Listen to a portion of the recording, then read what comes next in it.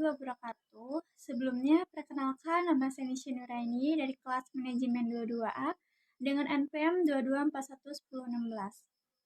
Di sini saya akan membahas mengenai materi manajemen risiko, yaitu prinsip-prinsip manajemen risiko. Nah, berikut adalah pengertian risiko. Menurut Vaughan tahun 1978 dalam Darmawi tahun 2016, yang pertama adalah risiko adalah kans kerugian. Yang kedua, risiko adalah kemungkinan kerugian. Yang ketiga adalah ketidakpastian. Yang keempat adalah risiko merupakan penyebaran hasil aktual dari hasil yang diharapkan. Dan yang kelima adalah risiko probabilitas suatu hasil berbeda dari hasil yang diharapkan. Selanjutnya adalah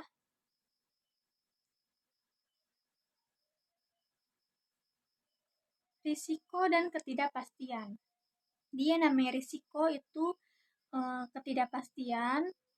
Ketidakpastian ini menurut Rustam tahun 2017 mengacu pada pengertian risiko yang tidak diperkirakan. Sedangkan risiko mengacu pada risiko bisa diperkirakan. Yang kedua adalah subjek risiko memiliki ukuran kuantitas, diketahui tingkat probabilitas kejadiannya, dan ada data pendukung mengenai kemungkinan kejadiannya.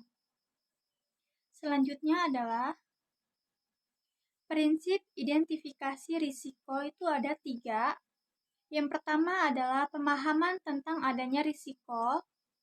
Yang kedua, pengetahuan sifat-sifat risiko atau yang disebut dengan frekuensi. Yang ketiga adalah dampak risiko terhadap kelangsungan usaha atau tingkat kegawatan risiko dan menentukan prioritas risiko tersebut. Selanjutnya, risiko ini mempunyai manfaat dari daftar kerugian potensial. Ada 3 kerugian.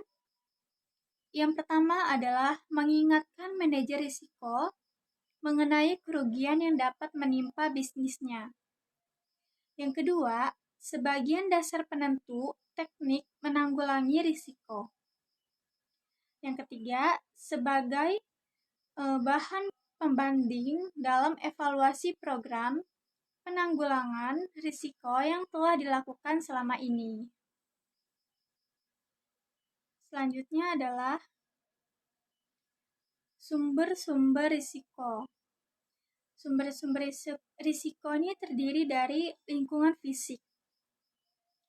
Maksudnya adalah bangunan yang dimakan usia sehingga menjadi rapuh.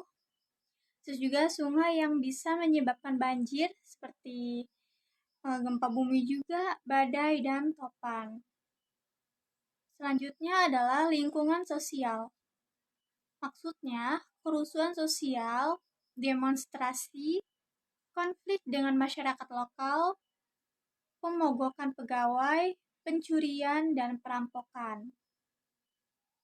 Selanjutnya adalah lingkungan politik. Perubahan perundangan, perubahan peraturan, konflik antar negara yang menyebabkan boikot produk.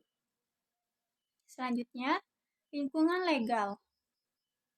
Gugatan karena gagal mematuhi peraturan dan perundangan yang berlaku.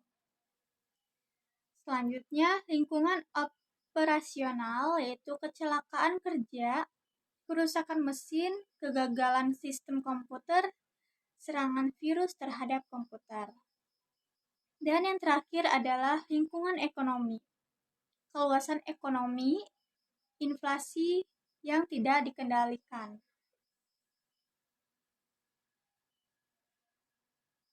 Baik, itu saja yang bisa saya sampaikan atas materi prinsip-prinsip manajemen risiko. Terima kasih. Wassalamualaikum warahmatullahi wabarakatuh.